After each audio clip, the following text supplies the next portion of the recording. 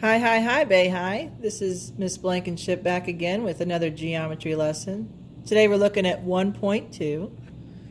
I've just got some pre-printed examples. I thought, hey, while I'm just looking for some stuff, why reinvent the wheel? This is just some practice from your book. So all original content, let me just get that out of the way, belongs to Hoffman Mifflin Harcourt, right? So there we go. I can't take credit. I didn't invent this question, but I will give you some answers. So hopefully this helps you with your homework. These are very similar questions to what is on your homework, but they're not the same questions because I want you to do it. So use the graph to answer problems 1 through 4. On which intervals is the function increasing and decreasing, right? Notice it's in plural. And we want to look at our graph and see when is the slope positive. That's increasing. And we can see right here, this first interval before it changes direction is increasing, right? And we want to look at what are those x values. It's between -2 and -1. So increasing, we've got the interval. Let's use interval notation this time. So we're going from 2, because it's an endpoint. I'll use the hard bracket and -2. Going to -1, soft bracket because it's a curve. All right, at -1, it actually, the slope is 0. But up to that point, it's increasing. After that point, it starts to decrease. So between -1, and it looks like it changes direction again here at +1. So our range will be between -1 and 1, right? The x values. And then after that point, it looks like it just keeps increasing forever, right? It leaves our graph. So the other increasing interval is between that +1 and positive infinity. All right. So this was an example of interval notation. Perfectly acceptable. Yesterday we used set notation. So you should be able to use all three. What are the local maximum and minimum values? So what we mean by local is just like that. You're local to your neighborhood, right? So in this general vicinity, there is a maximum, even though the function obviously goes much higher than that. This is a local maximum. So this point here is at -1, 2. Oh, we got to be careful. Look how they're counting by 4s. That's actually 4 right there. All right, each line, 2, 4, 6, 8, 10, 12. So be careful with your chart. What are the increments that it's using? Oh, and just to throw us off, look at these x's. They're counting by 1s. Those dirty dogs. All right, well, good. We got the x's right when we did the intervals, because remember, these are based on the domain. All right, so the minimum is a local valley or low point, right? So we're looking right here at this point. The valley is a local minimum. So it's at 1, 0, that coordinate.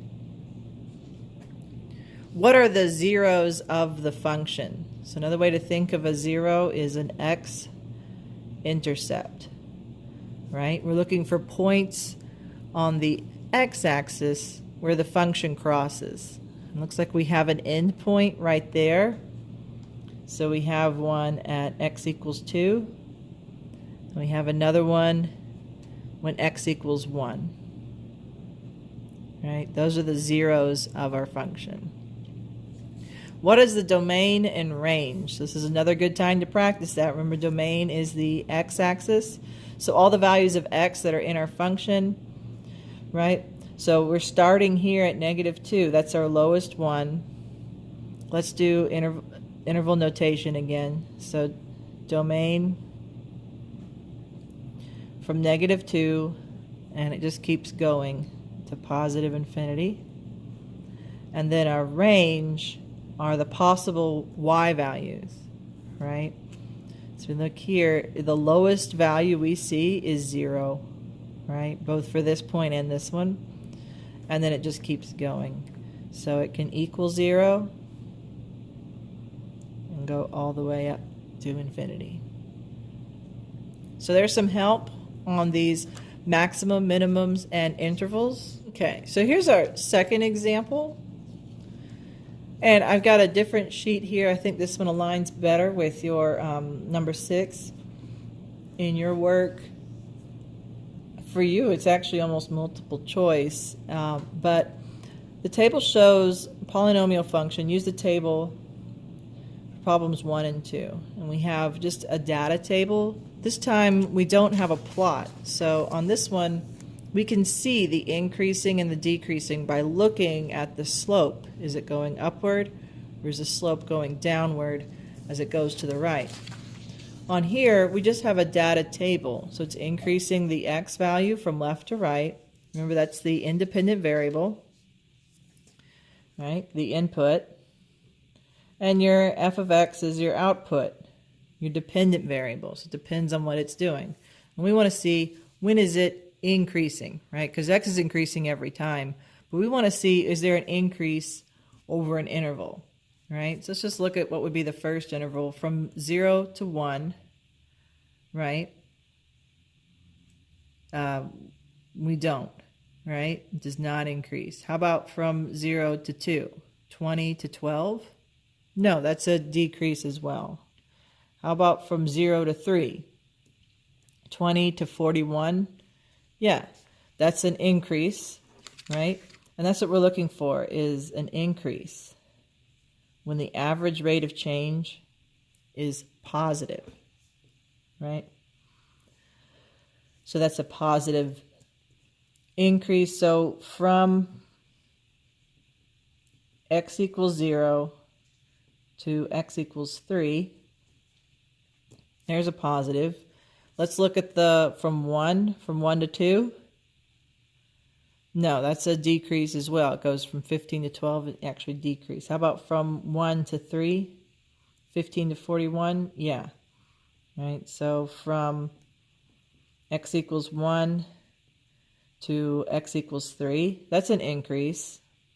And our last combo, how about from starting from 2 to 3? Yeah, that's an increase. So from x equals 2 to x equals 3, that's another interval, right, that it increased over.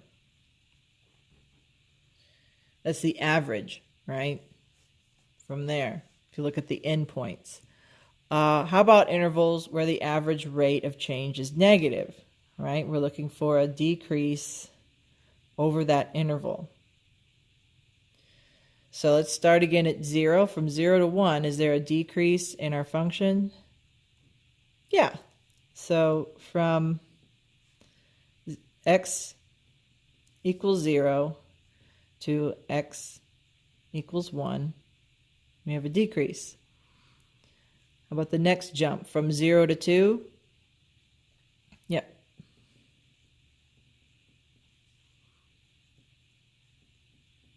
Notice these are all the ones we said no to when it was an increase. If it's not an increase, well, it's a decrease. I guess the only other option would be to stay the same. That doesn't seem to be happening in our graph. So what else did we say no to? 1 to 2? Yeah, that's a decrease, right? From x equals 1 to x equals 2, that interval is decreasing, right? 1 to 3 was an increase. We have it over here. And the only other option is 2 to 3. We're only going to go from left to right. We're not going to go backwards, right? It's kind of like time. X is like time. So it's going forward. So very good. This should help you with some of those functions in the table form. And then we also looked at the functions as a graph. Thanks. Don't forget to subscribe and hit that like button. I appreciate your watching. Bye.